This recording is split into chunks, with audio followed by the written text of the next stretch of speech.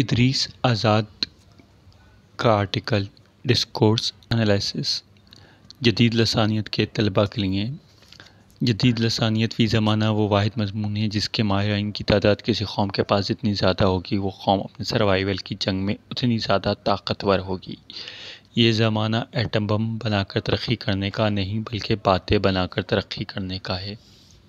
وہ اس لیے جدید لسانیات کے مغربی ماہرین نے علم لسانیت کا مطالعہ صرف نحو کے قدیمی دائرے سے باہر نکل کر کیا تو انہیں ادراک ہوا کہ انسانوں نے جب بولنا سیکھا تب سے لے کر آج تک زبان کرۂ ارض پر ہمیشہ طاقتور ترین ہتھیار کے طور پر استعمال کی گئی۔ مچل فوکو 20ویں صدی کا ایک فرانسیسی فلسفی اور ماہر لسانیات ہے جس نے اپنے مخصوص نظریے کو فوکالڈ ڈسکورس انالائسس کی وجہ سے غیر معمولی شہرت حاصل کی اور انسانوں کے واحد مواصلاتی رابطے یعنی زبان کو گرامر اور منطق محض کی حدود سے نکال کر سماجی نفسیاتی سائنس کی ڈومین کے ساتھ مضبوطی کے ساتھ جوڑ دیا۔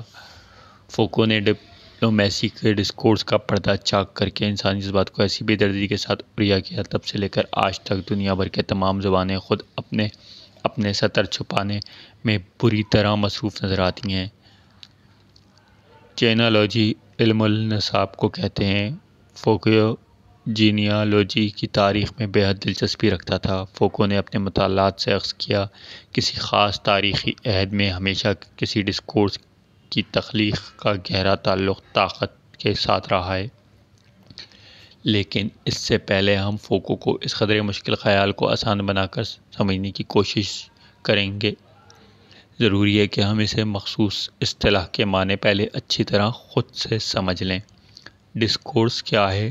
ڈکشنری میں دیکھیں تو وہاں کیا لکھا ہے؟ Communication spoken of return. لیکن اگر ہم اپنی آسانی کے لیے وقتی طور پر ایک اصطلاح عربی سے مستعار لیں تو کسی حد تک ڈسکورس کی خالص اندرونی معنی ہم پہ واضح ہو سکتے ہیں۔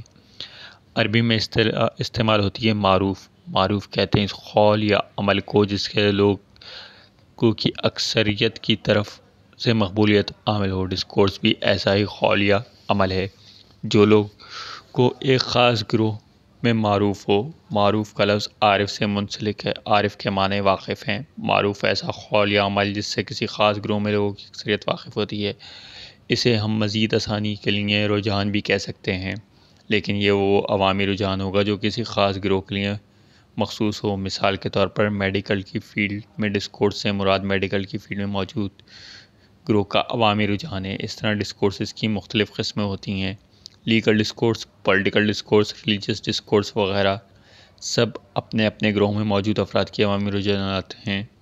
فوکو کا کہنا ہے یہ تاریخ میں کوئی بھی ڈسکورس طاقت کے زیر اثر پیدا ہوا ہے۔ یہ کوئی بھی ڈسکورس زبان کے اندر ہی وجود میں آتا ہے۔ فوکو نے تاریخ میں پشت در پشت چلنے والی حکومتوں کا مطالعہ کیا، نتائج اخذ کیے۔ بقائے خواہش کے جذبے نے طاقتور میں نئے ڈسکورس پیدا کرنے اور متعارف کرانے کا عمل خود کا طریقے سے جاری رکھا۔ ڈسکورس انالائسس جس کا درست ترجمہ اظہار خیال کا جائزہ بنتا ہے، جدید لسانیات کا ایک نہایت اہم اور پسندیدہ موضوع ہے۔ بہت پرانی بات ہے، میں اکثر سوچا کرتا تھا ہم جب باتیں کرتے ہیں تو بہت کچھ ایسا ہوتا ہے جو صرف ہمارے ظاہری ماحول خال و خد، پہناوا، دکھاوا اور چہرے کے تاثرات کی وجہ سے زبان کا حصہ بن رہا ہوتا ہے، لیکن جب اسے ہم لکھتے ہیں تو اکثر ایسے تاثرات کا اظہار خیال حصہ ہی نہیں بن پاتے اور ہمیں کوشش کر کے باقاعدہ ایک منظرنامہ لکھنا پڑتا ہے جو کسی بھی خیال کا سیاق و سباق، حالات و واقعات کی وضاحت پر مشتمل ہوتا ہے۔ ہم جان سکیں وہ خاص بات کس منظر کا حصہ تھی اور کیوں پیش آئی۔ لیکن جب ڈسکورس انالائسس کی اصطلاح سنی تو خیال آیا یہ تو وہی ہے جیسا میں سوچا کرتا تھا۔ مجھ سے پہلے بار سوال کیا گیا ڈسکورس انالائسس کیا ہوتا ہے تو میں سوچ میں پڑ گیا، کیونکہ میرے ذہن میں فوری طور پر جو جوابات آ رہے تھے وہ مختلف جہات میں بکھرے پڑے تھے۔ تب میں نے اس موضوع پر اردو میں لکھنے کا ارادہ کیا تاکہ اردو اور انگریزی ادب کے طلباء کے لیے مفید ثابت ہو سکے۔ انگریزی لسانیات اور فلسفے کی روشنی میں دیکھیں تو اصطلاح ڈسکورس سب سے پہلے غالباً فوکو نے استعمال کی، لیکن ڈسکورس انالائسس کو مخصوص اصطلاح پر غور کرنا ہو تو پہلے ڈسکورس اور پھر ڈسکورس انالائسس پر غور کرنا چاہیے۔ سماجی لسانیات کے ماہر اور جارج ٹاؤن یونیورسٹی کے پروفیسر شیفن ڈیبرا کی مشہور ہینڈ بک میں ڈسکورس کی 3 تعریفیں درج ہیں۔ فقرے سے باہر کچھ بھی زیر استعمال زبان اور سماجی سرگرمی کے وسیع حدود بطور خاص جو غیر لسانی غیر مختص ہوں۔ پہلی تعریف کے مطابق دیکھیں تو کوئی بھی ایسی چیز جو فقرے یا جملے سے باہر ڈسکورس کہلائے گی۔ فقرہ کیسے بنتا ہے؟ علم الاصوات، فونالوجی، علم الاشکال، مورفولوجی اور نحوی تراکیب سائنٹیکس کی مدد سے بنے والے فقرہ کچھ اور شے ہے۔ اس فقرے سے باہر کیا تھا؟ جب سے کسی کوئی فقرہ استعمال کیا تو اسے مخصوص جملے سے ہٹ کر کیا۔ کچھ ایسا تھا جو نوٹ کرنے والا تھا۔ کیا کیا علامات زیر استعمال تھیں؟ دو گفتگو کرتے ہوئے اشخاص باہم بولے جانے والے جملوں سے ہٹ کر مزید کن کن ذرائع سے اپنے مفاہیم کی ترسیل ممکن بنا رہے تھے؟ دوسری تعریف کے مطابق ڈسکورس کہا جائے گا زبان کے استعمال کو۔ ایک خاص وقت میں خاص گفتگو میں استعمال ہونے والی زبان کیا تھی؟ گویا ہر گفتگو اپنی الگ زبان ہوتی ہے۔ ہر گفتگو زبان اس کے وقتی ماحول کی وجہ سے ترتیب پاتی اور فوری طور پر تخلیق ہوتی چلی جاتی ہے۔ وہی زبان زیر استعمال کہلائے گی۔ کسی بھی گفتگو کو معنی پہنانے کے لیے ہمیں زیر استعمال زبان کو سمجھنا ہوگا۔ اسی کو ہم ڈسکورس کہیں گے۔ مثال کے طور پر اگر میں اور آپ بس میں سفر کر رہے ہیں، گفتگو کرتے ہوئے ہماری گفتگو کو معنی پہنانے کے لیے لازم ہے کہ وہ بس راستے اور سفر کے اس وقتی ماحول میں ہمارے زیر استعمال زبان ایک مخصوص زبان کا درجہ دیتے ہوئے معنی پہنائے۔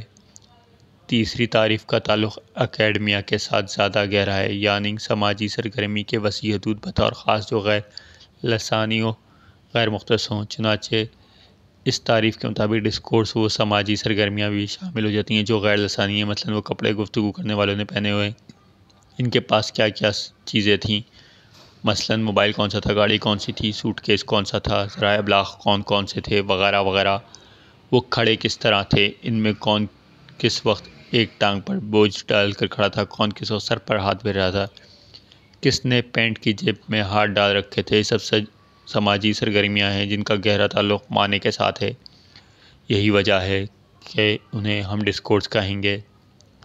اسی طرح بطور خاص غیر مختص زبان کا استعمال ڈسکورس کا حصہ ہوگا، جس میں ایسے الفاظ جو گفتگو میں کسی خاص کیفیت یا حالت کے بیان کے لیے نہیں بولے جاتے بلکہ وہ عمومی طور پر بولے جاتے، ایسے الفاظ جن کا تعلق گفتگو کرنے والے اشخاص کے عام بول چال سے ہوگا، زیر بحث موضوع سے بطور خاص نہ ہوگا۔ جیسا کہ فوکالٹ کے نزدیک ڈسکورس کا مفہوم صرف کسی انفرادی گفتگو کی زبان نہیں بلکہ فوکو کے اپنے الفاظ میں وہ ایک نمونہ ہے اس عظیم تر نظام فکر کا جو ایک وسیع تناظر میں کسی خاص تاریخی اور جغرافیائی مقام پر محض اس لیے بولا گیا کہ وہ وہاں پر کچھ مخصوص چیزیں اور اصطلاحات کو بامعنی بنا دیتا ہے۔ Anarchy of knowledge and the order of discourse. فوکو کی تعریف کے تحت ہر ماحول الگ الگ ڈسکورس کی حیثیت اختیار کرتا چلا جاتا ہے۔ فوکو 17ویں صدی سے پہلے کی انسانیت کو قبل از انسانیت کا ڈسکورس کہہ کر پکارتا ہے، کیونکہ اس کے بقول 17ویں صدی سے پہلے انسان کی شخصی انفرادی آزادی تصور کا موجود ہی نہیں تھا۔ چنانچہ ہیومنٹی بطور ڈسکورس 17ویں صدی سے آغاز ہوتی ہے۔ فوکو کا مشہور مقدمہ جس میں وہ ایسے لوگوں کو جنہیں پاگل نہیں بلکہ دوسروں سے مختلف اور ماورائی صلاحیتوں کا حامل سمجھا جاتا تھا، 17ویں صدی کے بعد دماغی طور پر بیمار سمجھا جانے لگا۔ ڈسکورس کا مفہوم سمجھنے کے لیے خاصا مفید ہے۔ وہ اس طرح کہ اگر ہم 17ویں صدی سے پہلے کسی پاگل شخص کے بارے میں بات کرنا چاہیں تو ہم موجودہ ڈسکورس کی روشنی میں پاگل کہنے کے مجاز نہیں ہیں۔ ہم نے بیانیہ خود بدلا ہے، یوں گویا ہم نے پورا ڈسکورس ہی بدل دیا ہے۔ بہرحال ڈسکورس کی تعریف کرنے نکلتے ہیں تو کم از کم ان 3 خیالات کے ساتھ ہمیں ضرور واسطہ پڑتا ہے۔